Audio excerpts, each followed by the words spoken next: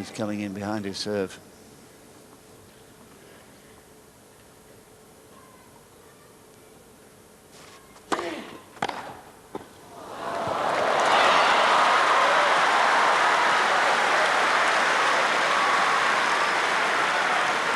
Advantage, Agassi. So Agassi turning the tide, creating his own little bit of momentum here.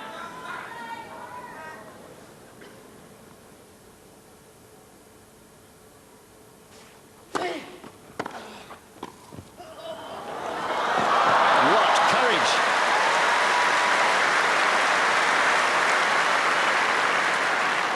That was unbelievable. Jeez. Courage is an understatement, I think, JB. That was unbelievable. The guts and skill to be able to get any form of control on a shot like that.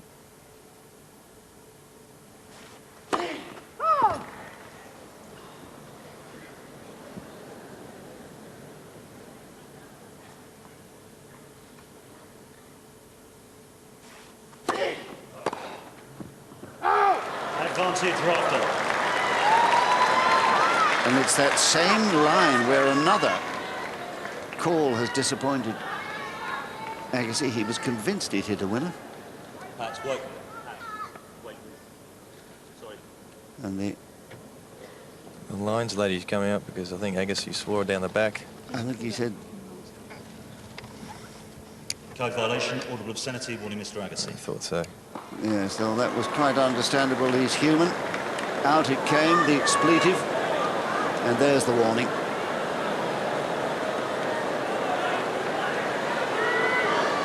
Please.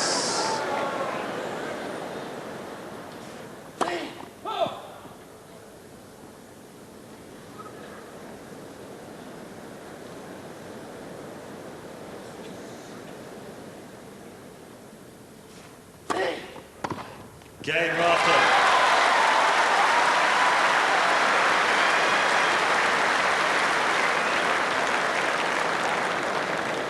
Rafter leads 7-6, final set. Well, I don't think the warning is really going to have any effect on him at all in terms of the way he hits his shots. It was just one of those outbursts. And actually, I think we both heard Pat Rafter say something a little bit Anglo-Saxon earlier in the match. Well, I don't know about you, but this is incredibly tense. These guys both believe that they can win Wimbledon. They can, you know, talk about ups and downs in this match. It's just been incredible. And both of them are playing about as well as they could possibly play at the moment. Well, the level of play from the start has been electric. I mean, the start Agassi made was just error-free. It was incredible, absolutely incredible. And, you know, Rafter's pegged him back a couple of times, well, more than a couple of times, 3 times now. And for the first time, I think he's just reading the passing shots of Agassi better than he has perhaps in his whole career. He's just starting to pick them up. He's having a guess. His touch has come back. It makes it very frustrating for Agassi because he doesn't know what's coming next. He doesn't know whether Rafter's going to miss the ball, because he has been a bit up and down at the back of the court, or if he's going to start producing some of this incredible touch at the net.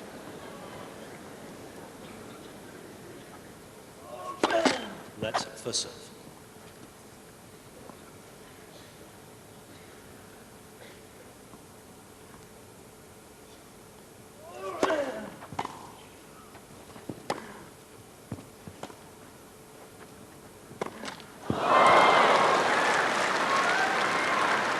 Love 15. Just a bit anxious on that one.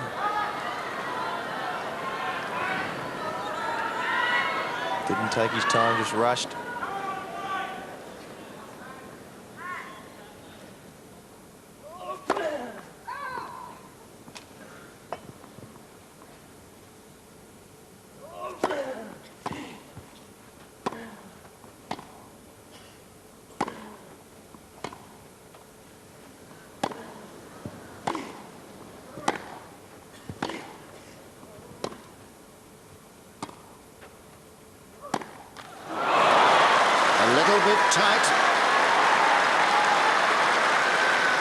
yet again wins the long rally.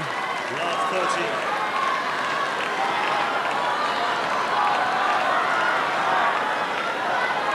Please. Thank you.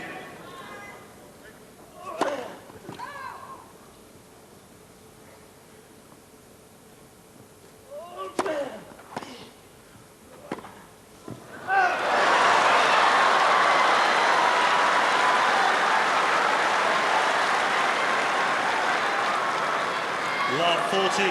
So the chip and charge forced the volleying error from an increasingly tense Fire, please. Andre Agassi, Please. who faces 3 match points.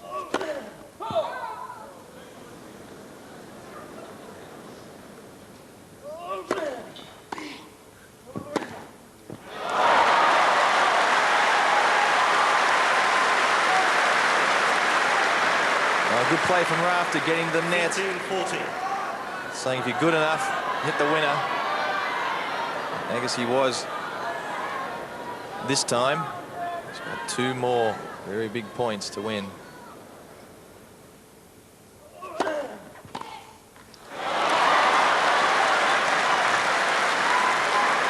Well, I wonder if he thought it might have been a leg. Probably heard something. He looks puzzled. Ladies and gentlemen, quiet please during the point, please. Yeah, I thought I heard somebody call out.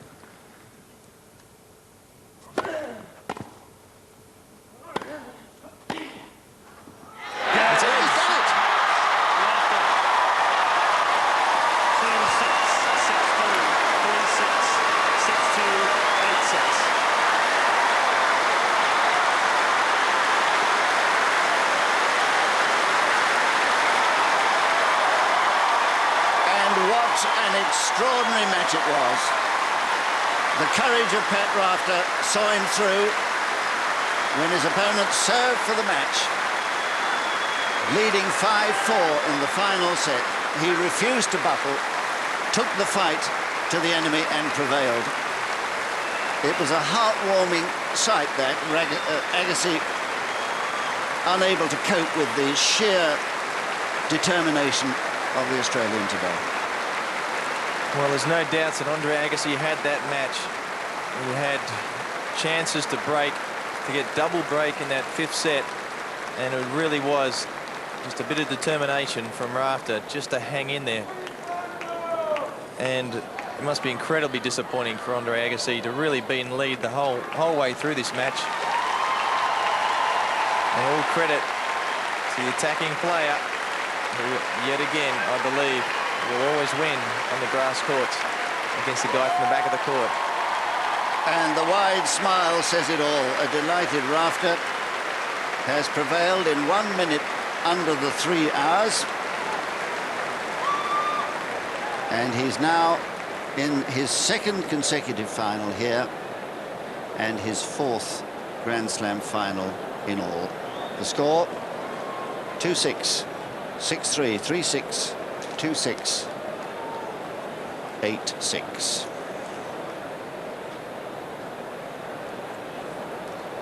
And how nice that the wheelchair lady gets the autograph, one of the first. Well, that to me was just a most marvellous example of never giving up, because really he was out of it from the moment he lost his first serve, the first game of the final set. He was always running uphill, but he refused to buckle.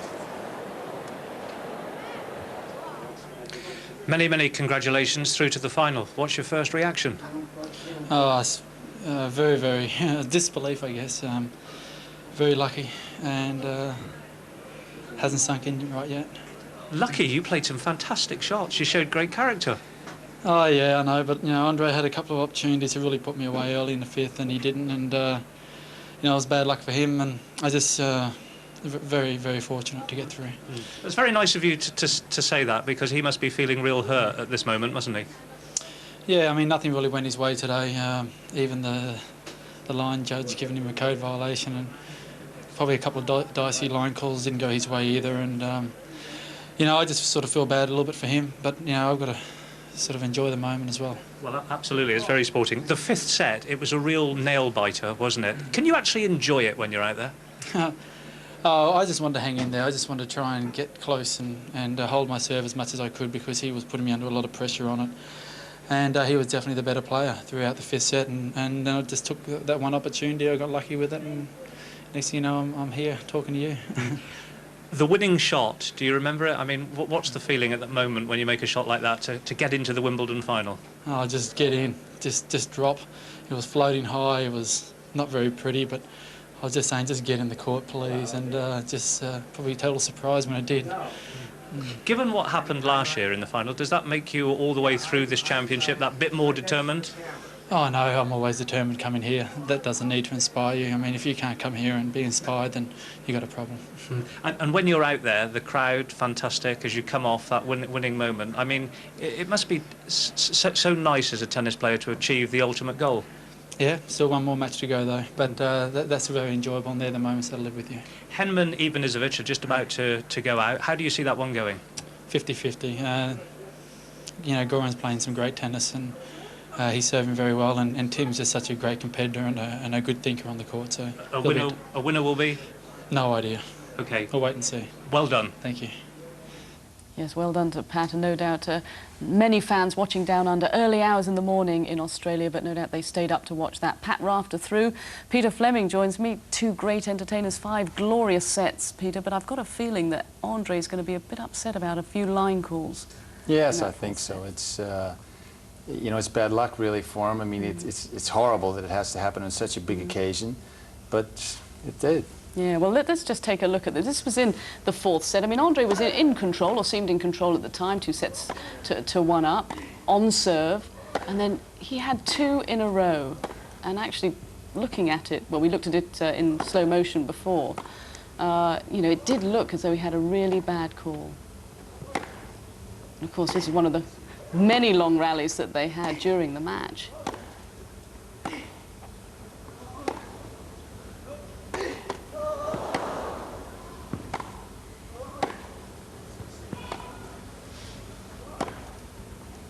Interminable rally. But you see there now, in a way, he was standing in front of the linesman. So the linesman could have easily said, you know, my sight was, you know, I couldn't see through Andre. But he didn't. He decided not to. He didn't ask the linesman down the other end. But that was just one of many. And Andre's not the sort of player that reacts like this, is he? No, not often, certainly. And you're right, it was a horrible time. Here we go again. This is what we just needed to see. There we go. Well, that's a little difficult to see right there. We needed to let it run just a little bit further, perhaps. But, you know, the reaction, really, to the call was, I think, the thing that hurt him the most, wasn't it? At that point, he was break point down and needed to pull himself together. But you know, in a big match like that, it happens. Yeah. These bad calls happen, and maybe it's just not his day. Okay, Peter, got to stop you because you know what's happening next. It's Henman against Goran Ivanisevic.